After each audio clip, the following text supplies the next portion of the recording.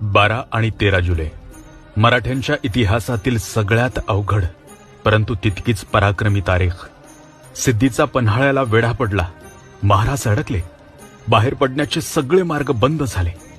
योजना तयार झाली. महाराज बाहेर पडले. पण यात हुबेहूब महाराज दिसणारा शिवा काशीत पडला. तरीही मराठे विशाळगडाकडे कूच करत राहिले. महाराज आणि साथीदार घोडकिंडीत पोहोचले. पण शत्रू अगदी हाकेच्या अंतरावर येऊन ठेपला होता. आता पर्याय एकच होता, त्या 10,000 गनिमांशी झुंज देणे. आणि दिली. झुंज दिली. बाजींच्या सांगण्यावरून महाराज निघाले. पण याच खिंडीत अवघे 300 ते 600 मावळे लढले. रक्ताच्या शेवटच्या थेंबापर्यंत लढले. या सगळ्यांचं नेतृत्व करत होते वीर बाजीप्रभू देशपांडे. बाजींची तलवार वाऱ्यासारखी फिरत होती. बाजींचे कान विशाळगडाकडे लागले होते.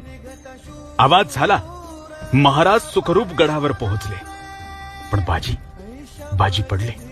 अनेक मावळ्यांच्या रक्ताने नाहून निघालेली घोडखिंड अखेर पावन खिंड झाली.